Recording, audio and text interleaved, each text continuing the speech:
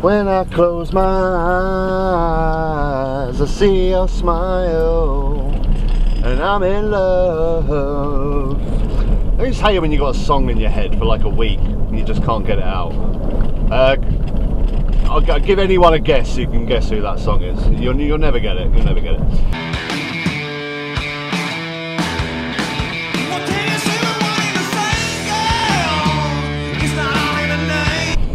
Anyway, right. Today we shall be reviewing the most recent Dominic Cummings interview on the BBC.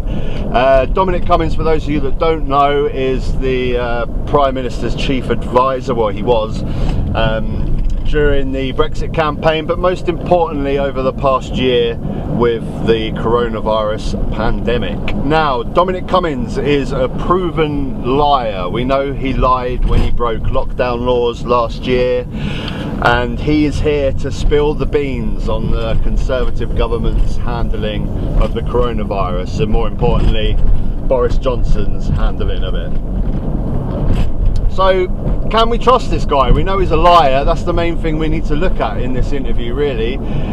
Is he being sincere? Is he lying? Now, his credibility is shot. But let's look at this together. I'm just going to put up some key points in the interview that I thought were key. They do discuss other things like Brexit and his lockdown laws breaking, but I've skimmed over them because I mean, we've covered to death the lies of the NHS millions on the big red bus. You know, we don't need to go over that again. That's been done to death. So we're just going to concentrate on new evidence that's come to light over this past year, and mainly Boris Johnson's handling of the coronavirus. Now, your story is, of course, completely interwoven with the Prime Minister's political fortunes. How would you describe Boris Johnson? How would I describe him? In what way? You mean politically? You mean what does he believe politically, or? Right, so straight off the bat, I just want to say that he is one arrogant prick, innit? I mean, the way he just sort of like slouches down. He's smarmy. I mean, we'll talk about whether he's lying or not, but he is arrogant, thinks he's God's gift, doesn't he? He's unusual in a lot of politicians in having a sort of odd self-awareness mode, that he kind of knows in all sorts of ways that it's ludicrous for him to be in that position. He said that to me a few times before the referendum. He said it to me the day after, on the 24th of June in 2016. He told you it would be ludicrous for him to be Prime Minister? He used that word? Yes. Yeah. In a sort of jokey way, in a sort of, you know, obviously it's ludicrous. It's 24th of June 2016. Obviously it's ludicrous for me to be Prime Minister, but on the other hand, it's kind of ludicrous that David and George are. David's Prime Minister, that's ludicrous. George wants to be Prime Minister, that's ludicrous. The whole thing is ludicrous. You know, he has a sort of sense of the general sort of tragicomedy of the British political scene. So this is right at the start of the interview, and you could already see here that he's sort of setting the scenes of basically saying that the whole political system is ludicrous. So any wrongdoings on his behalf is because the system is broken. Now, Boris Johnson saying that it's ludicrous that he's Prime Minister. Has anyone heard that and thought that that's something that he wouldn't say? Of course that's something that Boris Johnson would say. I mean, that's what we've got to remember about Dominic Cummings. We know that he lies. But is he lying about this? Of course not. That's blatantly something that Boris Johnson would say. And the fact that we accept that in this country from our Prime Minister is just absolutely insane. So after that, he sort of goes on to talk about the early stages of the government's handling of coronavirus, which I've discussed before on a video about Dominic Cummings, how the original plan was herd immunity and he wasn't listening to the experts, and he just really didn't have a clue. And then he goes on to early March, where he wants to go and see the Queen. I said, "What are you doing?" And he said, "Well, I'm going to see the Queen." And I said, "What on earth are you talking about? Of course you can't go and see the Queen." He said, well, that's what I do every Wednesday. Sod this. I'm going to go and see her. I said, I really don't think you should do that. Look around this office. As we spoke, we were in the outer office just outside his study. It was basically empty, partly because people in that office were isolating at home with symptoms. I said to him, there's people in this office who are isolating. You might have coronavirus. I might have coronavirus. You can't go and see the Queen. What if you go and see her and then give the Queen coronavirus? Like, obviously you can't go. Now, we've all had that relative or friend around coronavirus at the beginning that just couldn't get it for some reason. We all know that person. We were listening to the news, we were thinking, right, we got to keep our distance, socially distance, wash our hands and stuff like that. And then one of your friends will come over and they'll go, oh, hi mate, shake your hand, give you a hug. And you're like, what are you doing? Have you not listened to the news? And that's acceptable from people in the public, but for that to be your Prime Minister and to not realise the insanity of going to see the Queen when there's been coronavirus in your office, it just beggars belief. I just can't believe it from our Prime Minister. And we'll go on about whether we can say whether Dominic Cummings is lying or not, but as we're going through this, let's just for the sake of the interview, just assume that he's telling the truth. We can discuss later on whether he's lying or not. But so far we've got a Prime Minister that thinks it's ludicrous that he's in charge, a Prime Minister that has not grasped, even when people are getting infected in his own office, it just hasn't been able to grasp the concept of socially distancing, and can't see the dangers of going to see our own Queen. It is insanity.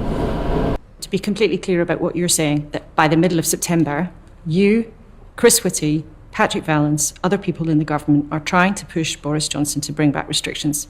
And you're saying he was refusing.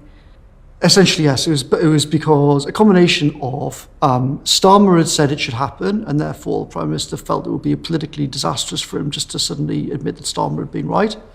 Secondly, he had a bunch of Tory MPs screaming at him. Remember, some of those Tory MPs, similar to the ones on Brexit, had lost their minds and were saying all kinds of complete fake news about COVID. And third, he had the Telegraph, who he always referred to as his, quote, my real boss, unquote. So he had those three things all pushing him not to act. Sorry, the Prime Minister calls the Telegraph his real boss, you just said. What evidence? And the Telegraph, of course, was extremely hostile to doing anything. So are you suggesting that the Prime Minister of this country calls the Telegraph newspaper that he used to be a columnist for, he calls them his real boss? Correct. It was a joke? It's often hard to tell with the Prime Minister quite how much of what is a joke, but what he should have done is listened to the advice from the data people at that point and acted. He shouldn't have been listening to a bunch of pundits in the Daily Telegraph talking nonsense. Now this for me is the scariest part of the whole interview here. We've all got our suspicions and our thoughts about how the Conservative Party make policy and who influences them, but to have it as broad as day by the ex-chief advisor to the Prime Minister saying that the Telegraph is his real boss. So basically the country is controlled by the Telegraph newspaper. And even over scientific advice back in September, where they were praying and begging Boris Johnson to do an early lockdown, he went with the Telegraph. It's just astounding. Like I say, we all know this sort of stuff and we all have our suspicions, but to have it just blatantly put in front of us by the PM's chief advisor is just insanity. And this is the scariest thing about it. And like I say, you can have your opinions on whether he's lying or not, but anyone that supports Boris Johnson and listens to this interview and watches this interview have got to have that support shaken slightly, surely. After the referendum, why did you think Boris Johnson deserved to be in charge? Well, I didn't think he deserved to be in charge in one sense. It sort of depends what you mean, but I just thought it's probably going to be one of Boris or Gove, given what's just happened. It's almost definitely going to be someone who supported the Vote Leave campaign in order to implement the result. Seemed like a reasonable thing to assume at the time. And what did you think of Boris Johnson at that point, having worked alongside him in the referendum campaign? I thought he had some abilities in various ways, also kind of completely hopeless in other ways.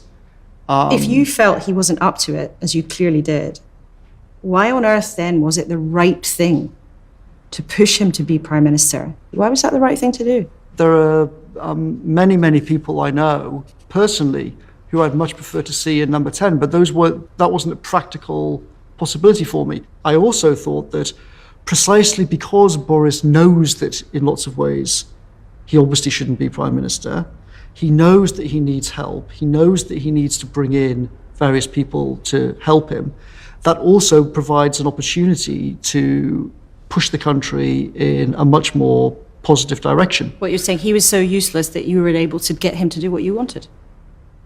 I mean, partly, yes. See, I find this quite disturbing as well, really. The fact that he's just openly admitted that he helped the Prime Minister win the election when he knew that he wasn't the right man for the job and was incapable of doing the job. Reasons he's given is that at least he knew he wasn't good enough for the job and would seek his advice. So this goes to show, this is where I lie with Dominic Cummings. This is what he wants. He's a manipulator, isn't he, I think? And he doesn't necessarily want money or power. He just wants to manipulate people, and he thinks that he knows best what the country wants. And he's willing to back a Prime Minister that isn't good enough for the job. Or maybe he's right. I mean, maybe it is completely down to the system, that the fact that it was a choice between Michael Gove and Boris Johnson, and he didn't have any power to try and sway that decision for someone that might have been good enough for the job. On the Sunday before he became Prime Minister, and he texted me and said, "Can I come and see you?" I said, "Sure." So he arrived at my house and he said, "I'm going to be Prime Minister on Wednesday. The country's in a terrible situation. No one has a plan for how the hell we get through this. We could very easily be in a situation where there's a second referendum, Jeremy Corbyn is Prime Minister, Conservative Party destroyed, etc." Now this one, I got to admit, actually made me laugh a little bit, because that scenario, I would have loved to have had that scenario. I mean, Jeremy Corbyn, Prime Minister, and another referendum. Say we want about Jeremy Corbyn, you either love him or you hate him, and you know, he's certainly no angel. But oh my God, what I wouldn't have given for that scenario to have played out rather than Boris Johnson. Can you imagine? I mean, a second referendum straight away would be great, but I would have taken Jeremy Corbyn being in control of this country over Boris Johnson. I'm fairly certain he would have taken the scientific advice. Why is this person not going? The amount of times that, look, I've missed my green light now because of this prick. The amount of times that, but he was obviously on his phone, without a doubt. He's at the traffic light, he's got a light, I've got a second, I'm just going to text a few people, misses the green light. Anyway, you're not here to listen to traffic lights. You're just not. But yeah, I would have taken that scenario any day over Boris Johnson. And I thought that his girlfriend was interfering with appointments, people who were being, she wanted to have people fired and she wanted to have people promoted in ways that I thought were unethical and unprofessional. And that also led to a big argument between us. What's your evidence for that, though? Because again, that's quite a claim to make. You're saying that Boris Johnson's then fiancée, now wife, was interfering in proper government process. What's your evidence for that? Yeah. Well, the most obvious evidence is what happened with the whole Prime Minister's official spokesman, where there was a whole official process that was gone through to hire an excellent young woman who then essentially, after months of this process happening, it was all just thrown in the bin, and the person who the Prime Minister's girlfriend wanted to be appointed was just suddenly appointed. Me and others said, this is completely not how This is just a completely hopeless way for things to be run. Now, again, if he's lying, what is he gaining from talking about Boris Johnson's girlfriend, now fiance, now wife, I think, isn't it? You know what? Why? You got to get into the mind of thinking, okay, if I'm going to lie about loads of stuff, what lies am I going to use and what am I going to say? And why would he go for this if it's not true? And you know, again, it just sounds like something that could obviously have happened. Boris Johnson is the sort of person that could be controlled by his young, beautiful girlfriend, and if she's not happy about certain appointments, he will change it. Either we'll all have gone from here, or we'll be in the process of trying to get rid of him and get someone else in as Prime Minister. But you've just said that within months of the Prime Minister winning the biggest Conservative majority in decades, you and a few others from the Vote Leave campaign were discussing the possibility of getting rid of him. Days, not months. Within days of the election, you were discussing getting rid of him. Yes. Well, for all the reasons we've been discussing. He doesn't have a plan, he doesn't know how to be Prime Minister, and we'd only got him in there because we had to solve a certain problem, not because we thought that he was the right person to be running the country. Well, what kind of con had you just pulled off on the British public then, if that's really what you think? Well, it's not. I don't think it's a con. We're trying to solve very hard problems in the order that we can solve them in. There's nothing wrong with running an election campaign, presenting one thing to the public, saying, he's the guy for the job, and then days after the result comes through, you then, unelected officials inside government, discussing getting rid of him. That's okay?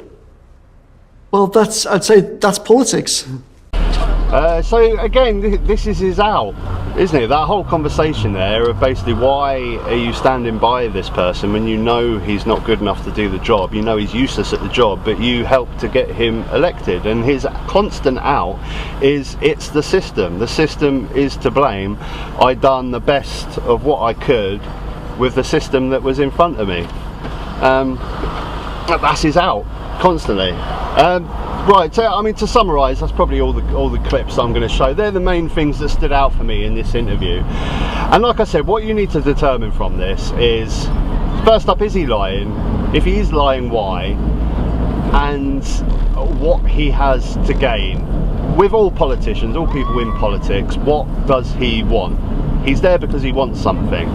So, for me, I think he's probably telling 100% of the truth. I think that he's motivated, like I said previously, I think he's motivated by manipulating people and basically thinking that he's right and he knows what's best for the country, but he can't get there himself, so the best way for him to do that is to manipulate someone to do what he wants to do. I don't think he's motivated by money or power. Has he? Yeah, go on then, mate, go on. Has he got ambitions to get the top job himself at some point? It's hard to say, really. He could even be genuine in, I mean, what he says in this interview is that he wants to change politics because he hates the system. The system that is in place gets people like Boris Johnson elected. Is he being sincere in that? I think he might be. I think he generally might be, but he is manipulative and he does think he knows what's best for the country, and I don't think he does know what's best for the country. But he knows that this system is broken. Now, anyone that watches this interview that is a supporter of the Conservative Party or a supporter of Boris Johnson has got to have an inkling of doubt. If they think that Dominic Cummings is lying throughout, staunch liar, one, he'd have to be an absolutely amazing liar. And I'd be interested to see someone who studies body language. They've done that with the Prince Andrew interview, where they got someone that studies body language and could basically tell that he's lying. Because it'd be interesting, because throughout that interview, and it's really bugging, and it's really frustrating, but he's constantly like covering his face. And for me, that could be a sign of lying, but more so, I think it's a sign of being ashamed, where you're kind of covering your face and you're a bit ashamed of what you're saying. But it'd be interesting to get a body language interpretation of that interview. But like I was saying, another bunch of cars that don't know how to merge into one lane. Merge and turn, people, merge and turn.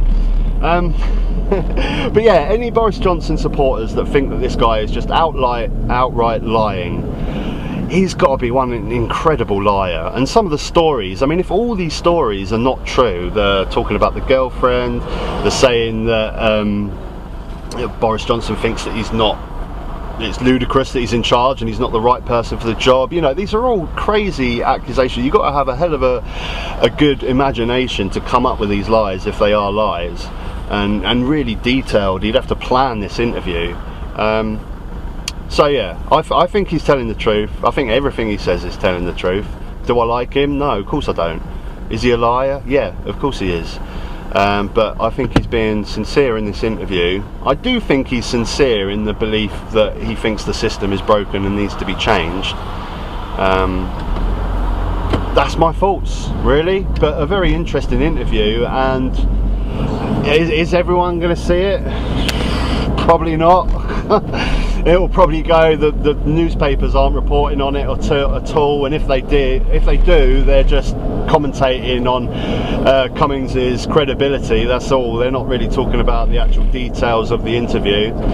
Interview was quite good, I thought, in certain aspects. But yeah, give me your thoughts. What do you think? Till next time. Take care.